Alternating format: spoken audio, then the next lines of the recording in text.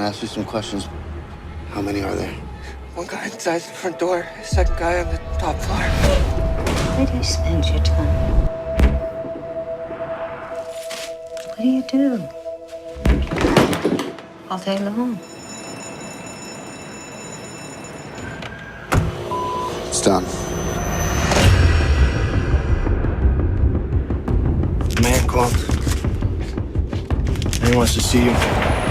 State Senator Albert Vato. He doesn't want to get the cops involved. He wants to meet you. You have kids, Joe? Nina. Her name is Nina. 235 East 31st Street. I've heard of these places. If she's there, I'll get her. Cleary said you were brutal. It can be.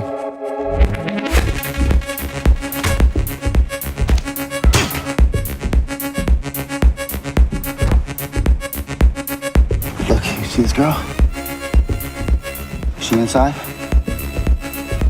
Security. How many are there?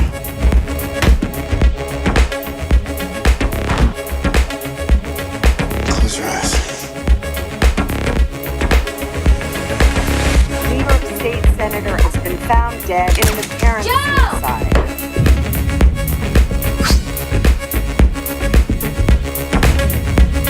And I don't know what the fuck's going on here.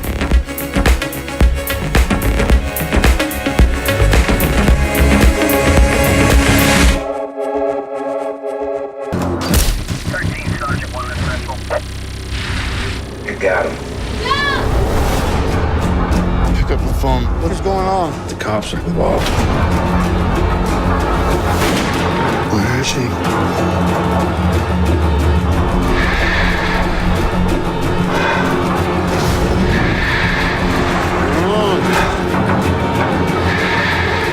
Don't worry. I'll get her. It's okay, Joe. It's okay.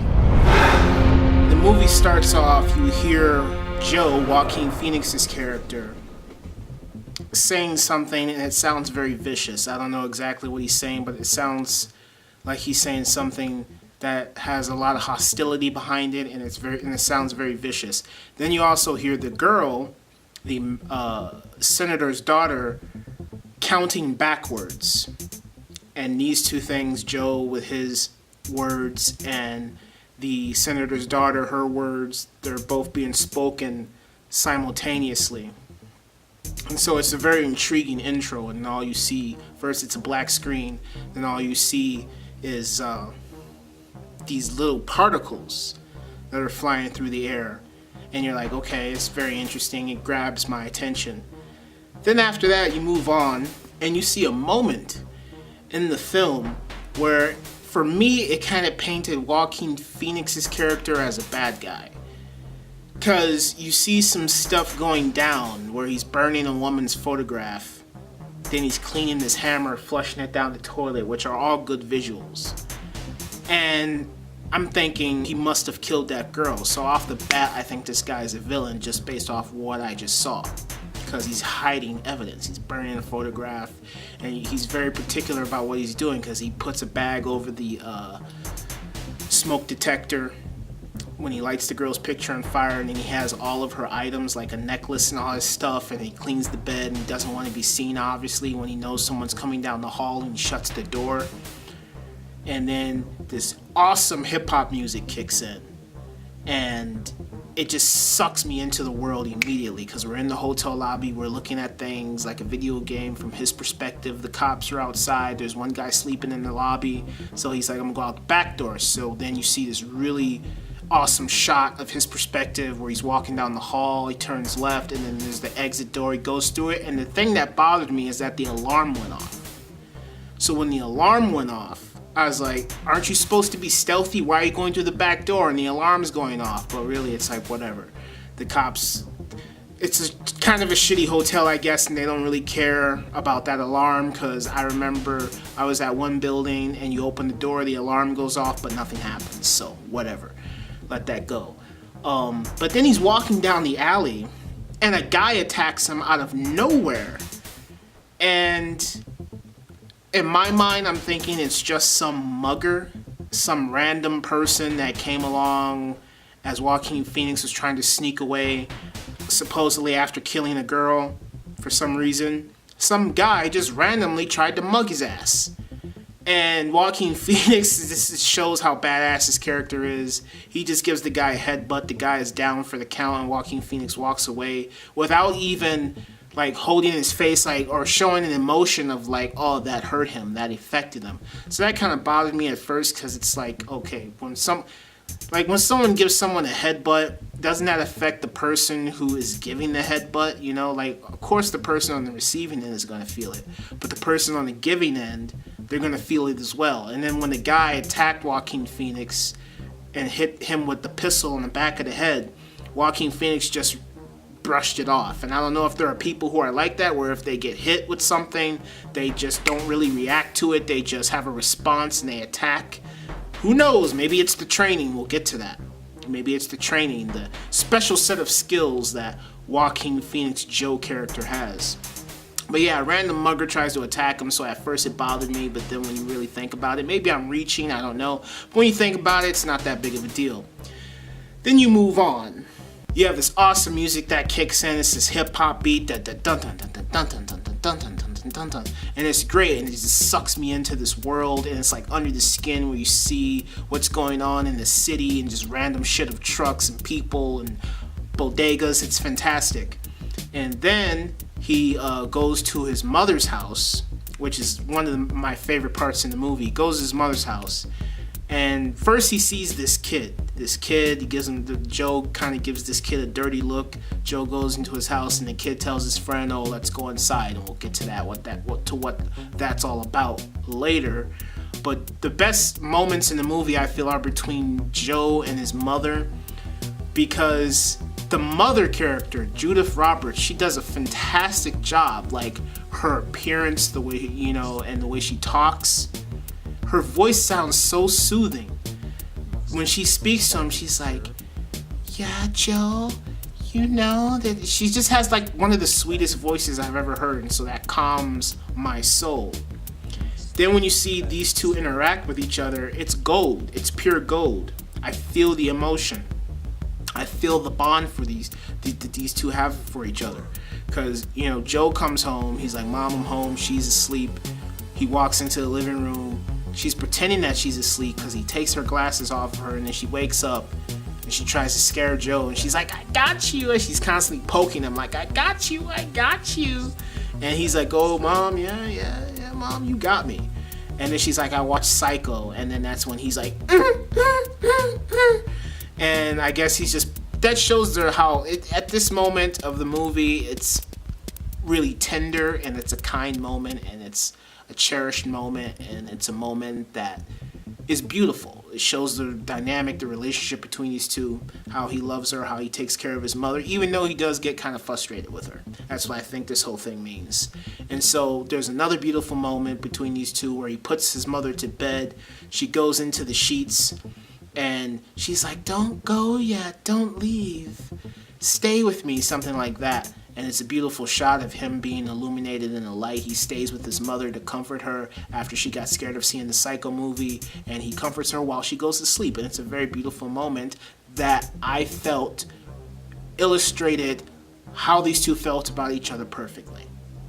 But there's another beautiful moment between Joe and his mother. I think it's before all that, if I remember correctly, where Joe has a fascination with death. There's a scene at the very opening of the movie. He's got a plastic bag over his head, and you're thinking, okay, is someone dying? Is he suffocating himself? No, he has a lot of anxiety within his system, and that is his stress relieving thing. It's the thing he does to be able to drain all of that stress. He puts a plastic bag over his head, he inhales, he exhales deeply, and that is what helps him alleviate the stress that he has within his life, and we'll get to that and why he has that stress.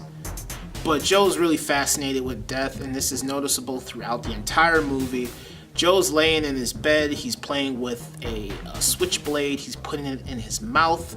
he hears his mother call his name. He asks her what she wants, and it was a really nice moment because she being frustrating in the bathroom. You can tell he's getting frustrated with her as he's fidgeting with the knife, throwing it on the floor and picking it up and then doing the same thing again. Then he does the where it just, with no dialogue, visually, it just shows how frustrated he is with his mother. He loves his mother, but at the same time he's frustrated with her. He does that, and so it's like, okay, she drives him crazy. So then he's like, I'm opening the door, I'm coming in. So he pushes the door open, and then mom comes out. She's all like, I need my space. He's like, you can have your space downstairs. And then he has to clean up her mess because apparently she didn't know what she was doing. She's kind of senile. She can't take care of herself, so that's why he's there, because he feels like he owes her something, which we'll get to that too. He cleans up her mess. So then Joe wakes up the next day, and he goes to meet, I forgot the guy's name. He goes to this bodega to meet this Mexican guy, and he looks at the kid who saw him last night when he was going home to see his mother. They don't have an interaction. He just walks right by him. The kid seems kind of nervous, and Joe goes in to meet the Mexican guy. The Mexican guy gets this envelope full of money from the previous job that he did at the beginning of the movie, which we only saw the end of. And the Mexican dude gives Joe the money. Joe counts it. Then Joe's like, Joe tells the Mexican guy, did your son tell you that he saw me? And so at this moment you feel that, okay, Joe is a no-nonsense guy. Joe keeps things strictly professional. So at that moment I assumed Joe is worried about, okay, if the kid sees my face and sees where I'm going, if someone were to want to come after me, they find this kid, they make him squeal, he's going to give me up, and then they're going to know where my mother is, and it's going to ruin everything that I have going for myself. So that's why I think he was upset about the kid seeing him. And he tells Angel, which is the Mexican character's name, I just remember that just now. He tells Angel, yeah, we're done. No more business between the two of us, because he doesn't want to compromise his cover, and he doesn't want people to know where he is, and he doesn't want to get these two involved. That's what I got from it. So then he gives Angel a little piece of money, and then Joe walks away, never to be seen again. He was never really there, because when the door opens, you hear the bell, and then the kid looks, and Joe's not even there. He's not even really there. So we got some flashes of some moments of Joe's past in this movie. There's one moment where we see at least 2 or 3 flashes of some leg of some person in the dirt. First flash we get is just a leg of some person in the dirt. As the movie progresses, we see this leg start to move. First thing we see is just a leg, it's moving. Second flash we see later on in the movie is we see the leg and it's moving even more. But then there's a moment where Joe, he has to go out of town to go and get the senator's daughter back. He goes and purchases a hammer, which is very symbolic to him, which I'll get to. He purchases all of, like, some duct tape, all of the stuff he needs in order to get the senator's daughter back. And there's this one interesting scene where he's walking down the street. He runs into these Asian girls. She's like, can you take our picture? He starts to take their picture, but then she's like crying, which I think is all in his mind, because Joe himself is suffering from PTSD, which I'll explain that in a second. Joe's suffering from PTSD, so then he starts to remember an event in his past that happened to him. Because then when you see her face, you see this quick flash of all of these dead bodies in this in this carrier. And it's just a quick flash, and you're like, okay, it's one piece of the puzzle, what's going on? And he's all freaking out about it. He's like really distressed. And then he goes to the sauna, which is another one of my favorite scenes. He's meditating, you see the scars on his arms, and he's just stretching out and everything. As he's stretching out, you see the last and final flashback of the scene of the leg of the kid and moving around in the dirt. Because at first you get one piece of the puzzle, you're like, what's this leg? And the second piece of the puzzle is like, okay, the leg's moving. Then the third and final piece is learning why this affects Joe and what's happening. Here's what happened, in my opinion. Final flash is you see these two military people dancing, and so at this moment you learn that Joe was at some point in the military, in the army, something like that. You see these two military people dancing, listening to this song. You see a quick flash of a hand passing a candy bar through a fence to a kid. The kid takes this candy bar and then immediately gets shot by another kid, and that kid who shot that kid steals the candy bar. And at that moment, when Joe's seeing that flashback in his head, he's like, shut the fuck up.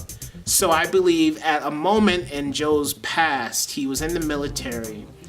He was a very nice guy, and for some reason he gave a candy bar to a kid. The kid got killed over the candy bar, and Joe takes responsibility for this kid getting killed over a candy bar, because Joe feels like, hey, if I had never given this kid this candy bar, the kid would still be alive. So he's suffering from post-traumatic stress because he feels responsible for this kid's death. So that's one thing that constantly haunts him throughout his life, when there are two other things that constantly haunt him as well, which we'll get to. But if you want to rewind a little bit back to Joe and his mother, there's a moment between the two when they're sitting at the dinner table, and it's another lovely moment where they're just washing silverware and they sing this song, and it's very sweet and it builds more emotion between these two. There's a moment where Joe's looking in his mother's fridge and he's like, everything in here is rotten. And she's like, all this stuff is good, leave it alone. And then she mentions some girlfriend that he had 20 years ago. She's like, that's 20 years ago. And she's like, she would have been a good mother. And all of a sudden, Joe is back to his thing that we saw at the beginning of the movie, puts a bag over his head, but this time he's standing in the closet because he's suffering from all this PTSD and this anxiety. So he's going back to the times of what he used to do when he was a kid, which I'll get to. Because you see flashes of a kid at the moment when Joaquin Phoenix, after his mother, in present time, asked him, oh yeah, what happened to that girl? Joe responds, it was 20 years ago. Then the mother responds, she would have been a good mother. Immediately you see Joe in the closet having a bag over his head because he's having an anxiety attack, and he's breathing in the bag because he's suffering from so much stress. You see a quick flash of a kid doing the exact same thing as him. One piece of the puzzle. But before that, he's at the train station, and he's just looking over the edge of the tracks, and he looks to his left and he sees a woman standing behind a pillar with a bruised face. She has a darkened edge under her left eye. And this illustrates, in a way, I think, that the Joe character doesn't like women being abused. We'll get to that later. Another one of my favorite scenes in the movie is, okay, Joe goes to the mayor's office, and for some reason the mayor has a nosebleed. The movie doesn't really explain it. Maybe it's symbolic. I don't know. And Joe tells the mayor that, yeah, we need to get rid of Angel's number. We don't need to work with him anymore because of the situation with the kid. He doesn't get in depth with him about it, but he's just like, we don't need to work with Angel anymore because Joe's strictly professional. So then there's a good moment with jelly beans. Joe sticks his hands into this jelly bean pot that the mayor has, and then Joe starts to get comfortable, like he's in the therapist's office on a sofa, stretches out his legs, starts playing with the jelly beans. He's like, you don't have any green ones. Joaquin Phoenix is great in this movie. He's like, you don't have any green ones. And the mayor is explaining like, oh, now we reveal what Joe was doing at the beginning of the movie. The mayor thanks Joe for saving the girl who he burned the picture of at the beginning of the movie. Because when we see that intro of him wiping his hammer, taking the jewelry of the girl and hiding, trying to take cover, later on from that we see that there's this girl at the airport. He's in the water fountain, he's drinking the water. Then we see the girl staring at him and he disappears. He was never really there. You never saw me. But he saved the girl. So the mayor confirms that yeah, Joe, from what I thought at the beginning, who was a serial killer, is what it seemed like. The mayor confirms that no, Joe is actually the hero. He saved this girl and brought her back to her father. So he's a good guy. He's villainous. He kills people, but he only kills the dirty guys. And the mayor gives him these contract jobs so that he has to go through. And then Angel, I guess, is just some side guy who's like, Joe talks to Angel and then Angel talks to the mayor, but in this case the mayor is like, I need you to take care of another assignment for me, but this time this is some serious business. So he's like, the state senator, his daughter ran away, and there's a perfect scene where he's like, I found a green jelly bean, and he's all into it, and then the mayor's like telling him about, the senator's daughter ran away. And then this, I think, illustrates back to why Joe doesn't like women being abused, which we saw the woman who was hiding behind the pillar with the black edge under her left eye. As soon as the mayor says to Joe, like, Joe's found a green jelly bean, and as soon as the mayor says to Joe, senator's daughter ran away, he squishes the jelly bean. He's like, kss. That ticked him off. Because then immediately after that he says, I'm listening. He doesn't like people fucking with two things, kids and girls. And we'll get to that. People fucking with kids and girls is what really pisses him off. So as soon, you can say, it's just an artsy fartsy fucking shot of him crushing a jelly bean. No, it's not. It shows his emotion as to, if you fuck with women and kids, children, that sends him over the edge. Because as soon as he was all happy he found a green jelly bean, and as soon as the mayor said the girl ran away, he means business. And then he started getting a little arrogant because he took the red jelly bean, which is probably symbolic because there's a lot of red in this movie, but he took a red jelly bean, flipped it in the air, and he caught it in his mouth. And I can never do that. I'd fuck that up. But he did it because now he's like, I'm onto something. I am doing something that is good. Even though he's villainous, he's a vigilante. He's like Batman, but he does play judge, jury, and executioner. And I feel like he kind of gets off on it. So he has this meeting with the mayor, like, get rid of Angel, gets new information on a new gig. And you can tell that all he cares about in his life is protecting women and children, because once the mayor says, the daughter of the senator ran away, he crushes the jelly bean. And then the mayor's like telling Joe, I'm going to go on my yacht and we're going to grill some steaks and we're going to have some beers. Are you interested? And Joe's just like, what? Doesn't give a fuck about that. Joe's not a materialistic person. So after Joe is done with his little sauna meditation experience, he's talking to himself in the mirror, he smiles. Now he's pumped up because immediately after that shot we hear some badass music. We see some under the skin images where it's just random people doing random things. He's going throughout the city. Then there's this one scene where he's sitting in this hallway and he's waiting for this dude to show up. The dude shows up and then Joe looks at him and is like, you're 20 minutes late. Dude's like, fucking calm down. Then Joe gives dude some money. Joe gets some pills from the guy, punches the guy in the stomach, says, don't you ever make me wait again. Joe walks away. Joe gets in his car. Joe goes to the address that the senator gave him, and he's just waiting for something to happen. You see here he has all these sodas and candy in his car, apparently for the girl that he rescues, and so she can have something to snack on, something to drink. And you see all of the rain on the side of the door, which is a beautiful shot. Joe goes up to this kid and says, hey, do you go to this address here? And he beats him up, throws the kid in the back of the car. And then the kid gives up information to Joe as to how many people are in there and what the operation is. The kid's like, don't kill me. Joe spares the kid, shows him mercy. Like, Joe is judge, jury, and executioner, but he does have a heart of gold, and so he lets this kid live because I believe he feels that, okay, yeah, you're young, you're not really super in deep, but I suggest you get out now if you don't want to see guys like me again. So then Joe just suffocates the guy and incapacitates him. Joe grabs his weapon of choice, a hammer, and goes into this sexual child prostitution building, and it's a very nice surveillance camera shot of him just knocking out a bunch of people with his hammer. He finds the senator's daughter in this room, and she's counting. She's kind of shocked that, who is this guy coming to save me? And then Joe, you know, he kicks a few people's asses in order to escape. He rescues the girl. They go to the hotel, the rendezvous point where he's supposed to meet the senator.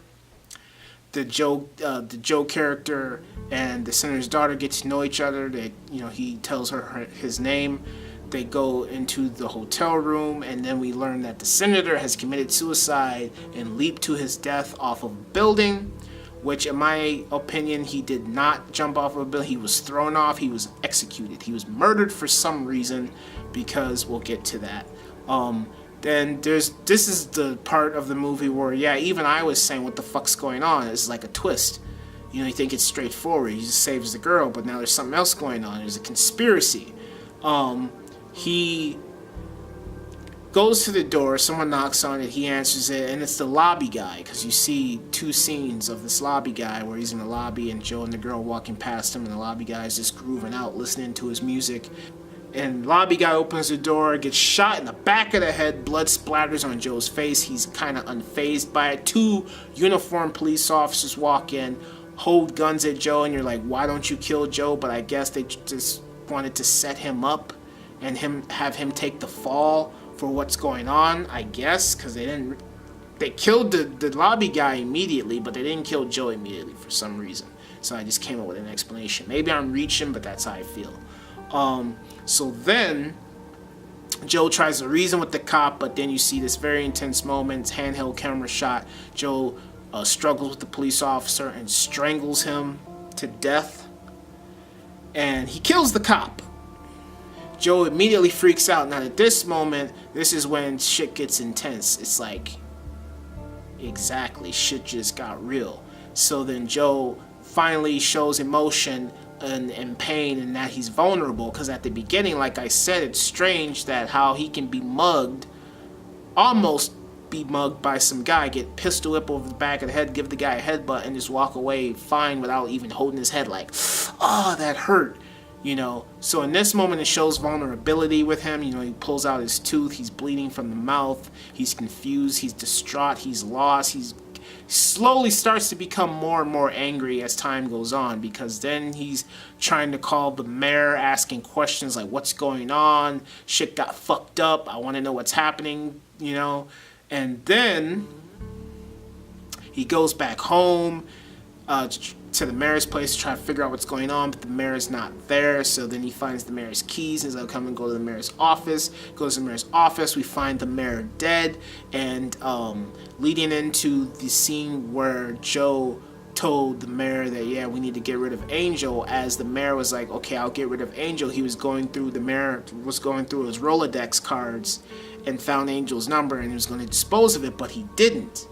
So then when Joe goes to the mayor's office and finds him dead, he sees the two cards, and one of the cards has Angel's number on it. Joe's trying to call Angel at the bodega, but he doesn't answer, and then Joe and the kid get shot and killed. And so everything's now crumbling. The world of Joe's world is just constantly getting smaller and smaller. He's caught up in this conspiracy of some sorts, and he's trying to figure out what the fuck's going on, while I'm trying to figure out what the fuck's going on as well. So then Joe, the blow to the heart in this movie is when Joe finally goes back to his house after just trying to figure out what's going on. He finds his mother dead. And it did get me teary-eyed a little bit, because Judith Roberts did a fantastic job in this movie of playing this character, and just seeing the relationship between these two, of how she played with him, how she frustrated him, she was a little frustrated with him, he was frustrated with her, and they loved each other though. They spent time together, and there's a reason why he felt like he needed to look after his mother, which I'll get to. So he finds her dead, which is a heartbreaking moment. There's another quick flash of, like, the first flash we see is when Joe, you know, his mother talks about the girlfriend he had 20 years ago. Joe has the bag over his head. We see the flash of a kid doing the same thing. That's the first piece of the puzzle. Second piece of the puzzle, we see a woman hiding under some piece of furniture, having her finger over her lips, constantly like, shh. Then we hear the boy say, mommy. Then we see a hammer fall to the floor. And at that moment, I'm thinking, okay, the kid is Joe. The woman is Joe's mother, but I can't really tell. And then there's a hammer. that falls that looks identical to Joe's weapon of choice. So here's another piece of the puzzle, but I still don't see the big picture. Joe finds the two goons that broke into his house and killed his mother, and he shoots them dead, and we don't see them get shot. We just hear gunshots, and then one of them are already dead. One of them is slowly dying. And he, but the guy's dying, and then Joe's trying to get information from the guy, like, what the fuck's going on, who set this up, and we learn that it's Senator Williams, who is a part of some dirty, crooked organization of just using girls as prostitutes. The reason why Senator Williams is involved in all this shit, no reason. He's just a crooked, dirty motherfucker who liked the other senator's daughter, and he likes raping children. He's a dirty, sick motherfucker. And before Joe goes to kill the senator, he buries his mom. He dresses up in like church clothes, very fancy suit, goes to the water with his mother wrapped up in a sheet, walks into the water, starts floating there, and just lets go of his mother, watching her descend to the ocean floor. Very symbolic scene. There's a beam of light that's just shining down upon him as he's burying his mother. And I think at that moment, only reason, because Joe's fascinated with death, the only thing that kept him alive throughout this entire thing is his mother. Because I feel at that moment, like, we get our first flash of, like, when Joe, when his mother asked him about, oh, that girl, and he's like, it's 20 years ago, and she's like, oh, she would have been a good mother. He's suffocating himself, and then we see a flash of a kid. Once he kills the henchman, we see another flash of a woman doing this, hearing the boy say mommy, seeing a hammer drop, and we see more flashes of a guy who I think is Joe's father. And we learn that the reason why Joe has his weapon of choice is because his father used to use it to beat his mother. So that's symbolic to him. When he punishes criminals, he feels like he's punishing his father. The reason why he doesn't like people beating on women is because he was a kid and he watched his mother be abused and he couldn't do anything about it. Now he's an adult, he can do something about it. He's very passionate about saving women and saving children, because at the time when his mother is getting beat by his father with that particular hammer that he now uses as his weapon of choice to get back at his father, he feels like, yeah, at the time when I was a kid I couldn't do anything, and children are very innocent, and now I'm an adult, I'm a contract killer, hired hitman, I can protect women and children. And it seems like he does that mostly. That's his main thing. Number two, we kind of have a conclusion where we get a glimpse of, like, okay, Joe used to be part of the FBI, because we see a quick flash of his face and he has an FBI hat on, and then they go to some container and they open it, there's a bunch of dead bodies of girls in there. And so apparently after the military, Joe joined the FBI because of his skills that he has acquired. His unique set of skills, he joined the FBI, and then shit went astray there. It horrified him, because when you see the disgust on his face of all these girls dead, he's like, and that just horrifies him. He saw the kid get shot, and now he sees all these girls dead, and that haunts him, and that gives him more anxiety and PTSD as he goes throughout his life. Joe's burying his mother, and he wanted to protect his mother. That's the only thing that kept him going, is protecting his mother, because he couldn't do it as a kid. Him beating up pedophiles is a way to get back at his dad for beating on his mom, and also being able, kids can't defend themselves, and that's where the girl comes into play.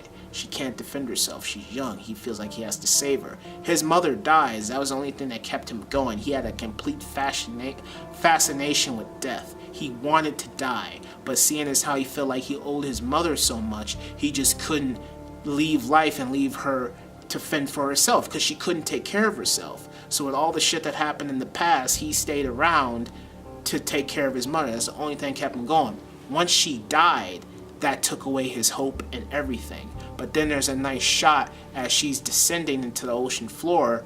He sees the girl's image. So I feel that when he swims through that beam of light back up, and he's wearing this church suit, it's his resurrection. It's his new beginning. It's his new birth. It's him having a new purpose in life. First, his purpose was, I'm going to take care of my mother because I owe her. Now she's dead. Now my hope is lost. But there's this other thing that's keeping me alive. I'm going to focus on my attention on that. I'm going to save this girl. So he saw the image of her as his mother was actually descending. He saw the image of the girl. He's like, I'm going to save her life. And it's very symbolic, very holy, where he's like being baptized and he's climbing up through the light to the surface. And at that moment, that's why I feel that his character became a new person. When Joe goes to kill the senator, by the time Joe gets there, the senator is already dead. The senator's already dead. And when he smiles, and I believe that the reason why Joe smiles, because he's happy he doesn't have to kill this guy. He went there to kill this guy, but he's happy that he didn't have to. Joe, after seeing the senator with his throat slashed, the guy from Jurassic Park 3 and Neon Demon, Joe's walking with his shirt off. He's walking shirtless through the senator's home. You hear this thud sound constantly, this dun, dun, dun. Then it shows you a quick flash of Joe's mother as an old woman sitting on a sofa. Then right next to her, you see a flash of the dad with the rag over his face and dropping the hammer. Then as he walks down the hallway some more, he looks to his right, he sees himself as a kid again. So that's what happened. Those 3 flashes, first they give you one piece of the puzzle, you take it, you're like, what is this? Give you a second piece, gets a bigger picture, get the third piece, now you see the grand scale. So first he was seeing his mother getting abused by his dad with a hammer. That later on he started to use that hammer as a symbolic message of what his dad, reminding him of what his dad did to his mother. He joins the military, feels responsible over a kid getting killed over a candy bar. Then he joins the FBI and sees all of these girls killed. He is suffering from extreme PTSD and anxiety. That's why he puts the bag over his head. But by the end of the movie, he doesn't kill anybody. He sees the senator, and the senator is already dead. He sees the flashes of his mother again. He meets the girl, and the girl that he's supposed to save actually fought for herself. She actually fended herself. She's not a damsel in distress, which I thought was a really good twist. And it is kind of unrealistic. There are plot holes in here because it's like going back to the scene where Joe kills those 2 cops. How can you kill 2 cops and not get an APB put out on you? You know, like even though those cops were dirty cops, they were crooked, they were still cops nonetheless. You kill a cop, you're gonna have people coming after you, you know. But whatever, it's just a movie and I still like it. It's just a little small thing that bothered me, but I still enjoyed the movie. So Joe and the girl go to a diner and they're just eating, and then the girl's like, what are we gonna do? They have endless possibilities now. The girl's like, what are we gonna do? Joe's like, I don't know, what do you want to do? She's like, I don't know. So she leaves the table, and then we see an interesting scene where Joe still has a fascination with death. He shoots himself, and it's a really funny scene because everyone's just still going about their daily lives, minding their own business. They don't care that this dude just blew his brains out at the dinner table. Even the waitress walks up to the table, slaps the bill on this table, like, yeah, a dead fucking corpse is gonna pay the fucking bill. But we immediately learn that it's a dream. Joe wakes up when the girl comes back. The girl looks at Joe, and she's like, Joe, wake up. It's a beautiful day. And at that moment, I feel that's when he finally was here. You were never really here illustrates that Joe was constantly living in the past. Reason why he had PTSD and anxiety is because his mind, even though his body is in the present, his mind is in the past. So he's never really here until the end, where he meets this girl who's pretty much the same as him, who's been through some traumatic experiences, not similar to Joe's, but probably just as intense as what Joe's been through.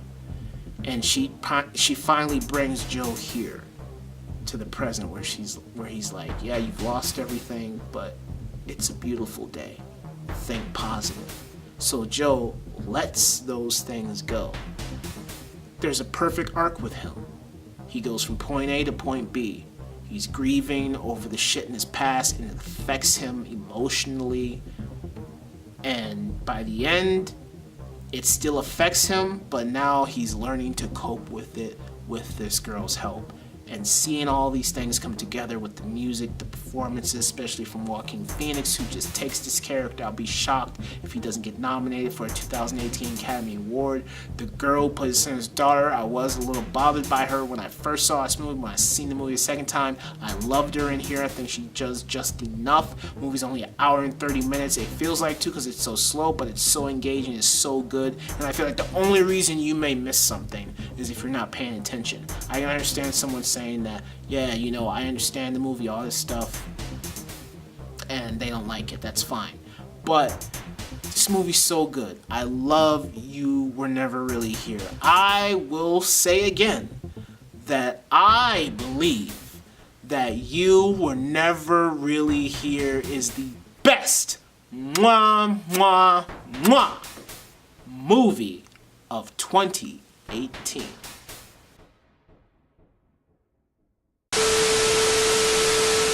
I absolutely love this movie. This movie is so freaking good, man. I'm telling you, like, you don't even know. You don't even know how good this movie is, man. Like, how do people not understand it? I can see someone saying, oh, hey, man, you know, I understand the movie. I know what it's about. But it's too slow for me, I don't like it. I can respect that, because that makes sense, you know, it's too slow. But for someone to say, hey, you know, this movie has no plot, this movie makes no sense, nothing in here makes any sense, it's just random shit. Were you really paying attention? I'm not trying to judge, I'm just saying, were you really paying attention to the movie? Because everything in here, I feel, is perfectly spelled out for you. It's just laying right down on the table. It's like you get your first piece of the puzzle and you're confused. You get your second piece of the puzzle and you're starting to build a bigger picture.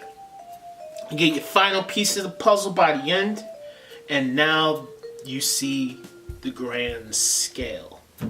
You see the entire thing and you piece it together and it makes sense. Only way that you can say this movie, in my opinion, doesn't make sense to you is if you miss something, because this is one of those kind of movies where you turn your head, you go to the bathroom for 5 minutes, you come back, you miss something, you're completely lost. And that's usually the case. And this movie is just, it's raw, it's gritty, it's real, it's absolutely fantastic.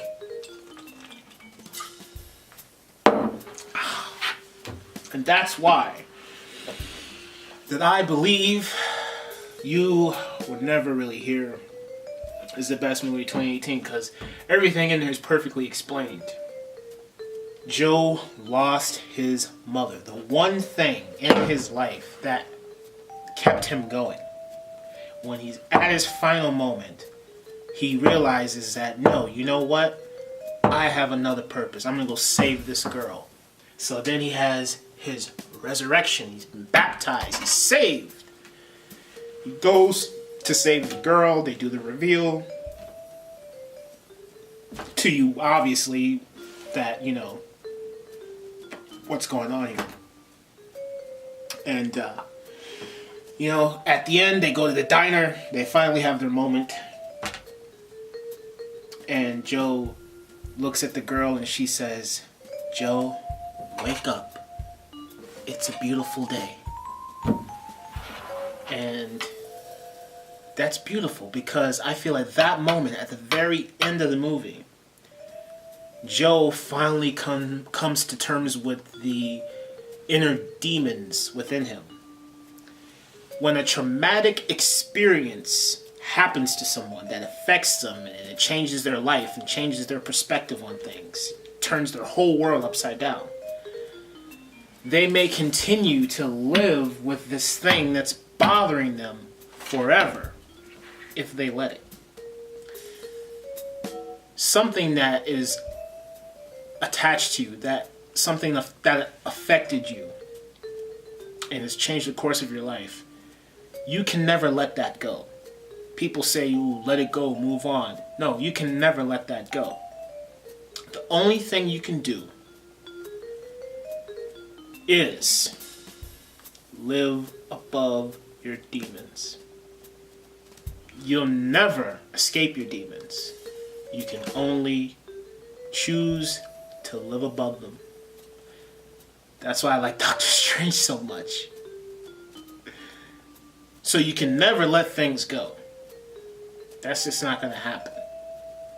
But you can choose to live above it. And that's what I think Joe did in this movie. He finally chose to be present. Finally be here. Because throughout the whole movie he's brooding. And by the end, I think he has a little smile when the girl asks him, "Joe, wake up. It's a beautiful day." And he looks out the window and he replies with, it's not an exact quote, but he replies with basically, "You know what? It is."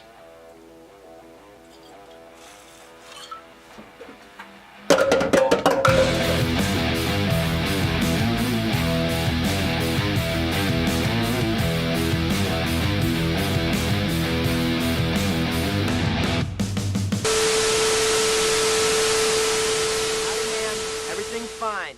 Just go back inside, have yourself a big 40, just party.